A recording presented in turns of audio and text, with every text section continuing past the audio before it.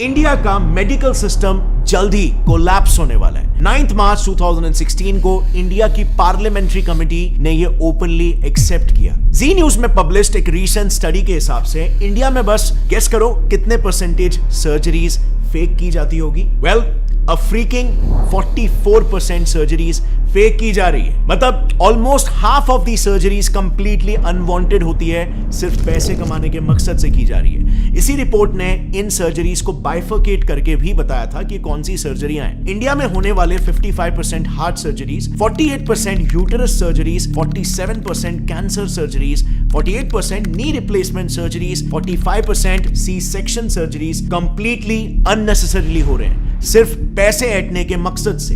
Reason सिर्फ और सिर्फ एक, कॉर्पोरेटाइजेशन ऑफ हॉस्पिटल्स, यानी कि हॉस्पिटल्स को भी कॉर्पोरेट कंपनीज की तरह टारगेट और प्रॉफिट सेंट्रिक बना देना। एक काफी इंटरेस्टिंग रिसर्च पेपर है जिसमें रिसर्चर्स ने महाराष्ट्र के टॉप हॉस्पिटल्स के 43 specialist doctors, senior government x officials और कॉर्पोरेट हॉस्पिटल्स के मैनेजर्स को तक इंटरव्यू किया, ताकि वो इन हॉस्पिटल्स में जो कंपनीज की तरह ही टारगेट बेस्ड स्ट्रक्चर चल रहा है उसे पब्लिकली एक्सपोज कर पाए। And the results were shocking. So, सबसे पहले तो सैलरीज की बात करते हैं।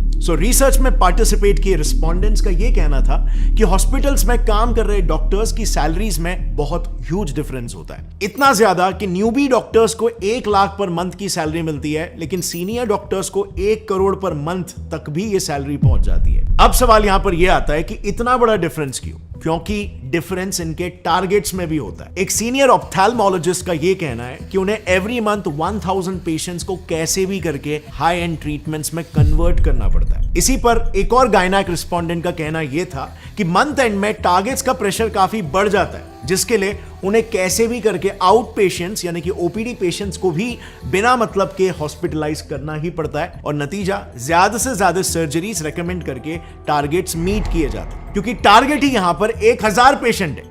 अब आप खुद ही सोचो, हर हॉस्पिटल में हर डिपार्टमेंट, जैसे ऑप्थेल्मोलॉजी में ही ले लो, उसमें मिनिमम 5 से 6 डॉक्टर्स होते हैं और सबको सिमिलर टारगेट्स दिए जाते हैं। तो just imagine hospitals profit and our loss. And by the way, these targets are taken very seriously. उसी रिसर्च में कई सारे सीनियर डॉक्टर्स का यह कहना था कि अगर कोई डॉक्टर अपने टारगेट्स को लगातार 2 महीनों तक मिस करता है तो बिल्कुल कॉर्पोरेट्स जैसा ही उसको वर्बल वार्निंग मिल जाएगी या फिर एक मेमो दिया जाएगा, और उसके बाद भी अगर टारगेट्स मीट नहीं होते तो of course tata bye bye. So आप यहां पर देख सकते हो हॉस्पिटल इंडस्ट्री कैसे एक सर्विस इंडस्ट्री होनी चाहिए, जिसमें कस्टमर, पेशेंट टॉप प्रायोरिटी होना चाहिए, बट यहां पे प्रॉफिट टॉप प्रायोरिटी हो जा रहा है। और bye the way, in targets का ट्रैक भी हॉस्पिटल हायर्ड मैनेजमेंट प्रोफेशनल्स यानी कि MBAs, जो कि बड़े बड़े MNCs में ऑपरेटिंग ऑफिसर्स, एग्जीक्यूटिव, सुपरवाइजर्स ऐसे काम करते हैं, ये लोग बकायदा डॉक्टर्स के इन टारगेट्स का ट्रैक रखते हैं। एंड ऑफ कोर्स यहां पर डॉक्टर्स भी उतने ही डेडिकेशन के साथ ये टारगेट्स को पूरा करते हैं, क्योंकि जैसे हमने देखा उनकी सैलरी बहुत ही हाई होती है, लेकिन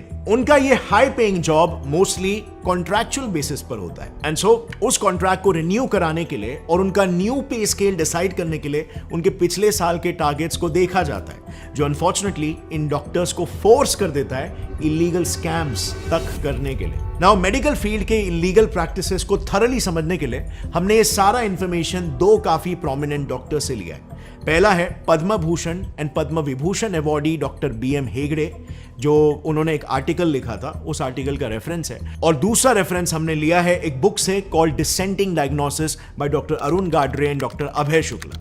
लेकिन काफी ढूंढने के बावजूद भी हमें ये बुक ऐसे पब्लिकली अवेलेबल नहीं मिली, लेकिन हमें बिजनेस इनसाइडर का एक आर्टिकल मिल गया जिसमें उस बुक के कुछ मेन एक्सर्प्ट्स अवेलेबल है। Starting with the first scam, जो इतना घिनौना है कि इंसानियत भी काइंड ऑफ शर्मा जाए, keeping dead patients alive. Times of India ने ऐसे कई सारे केसेस पर एक रिपोर्ट पब्लिश की है जिसमें डॉक्टर्स डेड पेशेंट्स को भी जिंदा बताकर उनके ट्रीटमेंट्स चालू रखते हैं, ताकि ज्यादा से ज्यादा पैसे बनाए जा सके, और फिर अंत में जाकर सच्चाई पब्लिक करते हैं। TOI में ही पब्लिश्ड एक केस में एक हॉस्पिटल ने पेरेंट्स को बिना बताए उनके 14 साल के ब्रेन डेड बच्चे को 1 महीने तक वेंटिलेटर पर रखा। 1 महीने तक जो बच्चा मर चुका था उसे जिंदा बताया गया और वेंटिलेटर पर रखा, खर्चा जनरेट किया, एंड बाद में हॉस्पिटल गिल्टी प्रूव भी हुआ एंड उनकी फैमिली को 5 लाख रुपए कॉम्पेंसेशन के लिए दिए। अब 5 लाख रुपए मॉनेटरी कॉम्पेंसेशन तो हॉस्पिटल को देने पड़े, बट ये आप और मैं भी जानते हैं कि उस वक्त पेरेंट्स ने जब ये बात सुनी होगी, जब ये सच्चाई उन्हें पता चली होगी, तो उन पर क्या बीती होगी।